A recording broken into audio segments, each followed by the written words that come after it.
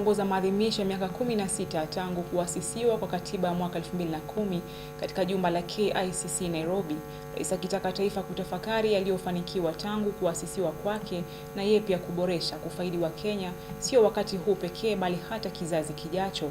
Aidha pia amebaini katiba inapea Wakenya haki ya maandamano ya amani, akirejelea ya kizazi cha Gen Z, ila akisema sheria itachukua mkondo wake wakati wachache wanahusika kuvuruga mali, taasisi za serikali na mali ya Wakenya.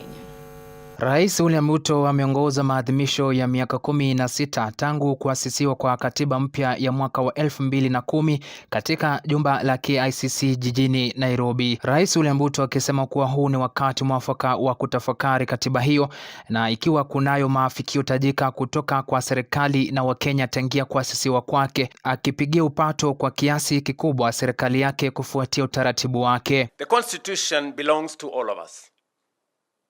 Its authority binds all of us. Its rights protects all of us. Its responsibilities call on all of us to account. Accountability cannot end with defending institutional territory, observing procedures, or publishing reports.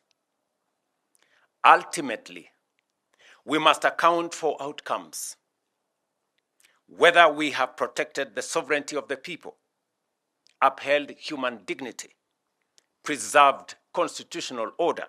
Akitafakari maandamano ya vijana wa kizazi cha Gen Z mwaka wa 2024, rais amebaini kuwa katiba ya Kenya inapea kila mmoja haki ya kuandamana kwa amani bila ya kuvunja sheria na pia serikali kulinda wananchi wake na mali. Protects the right of every person peaceably and unarmed to assemble, demonstrate, picket, and present petitions to public authorities. That protection must be real. No Kenyan should lose their life, liberty, or dignity merely for criticizing government, expressing an unpopular opinion, or participating in peaceful demonstration.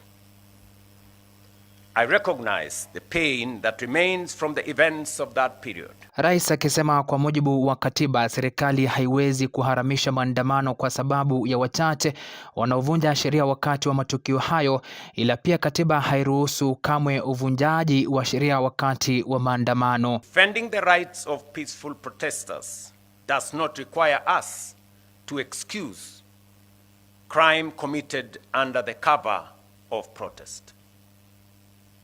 The Constitution protects peaceful and unarmed assembly.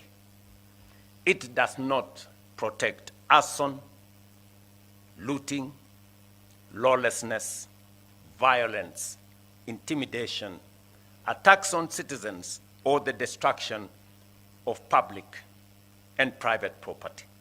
We must neither criminalize protest because of the actions of a few nor legitimize criminal conduct merely because it occurs in the course of a protest. Aidha amepigia upato kuangazia vipengee vitakavyoiboresha taifa la Kenya hasa baada ya uzinduzi wa ruwaza ya baada ya mwaka wa 2030 kwa faidi vizazi vijavyo. On this 16th anniversary of its promulgation, Fredrick Kwambua, Undugu TV.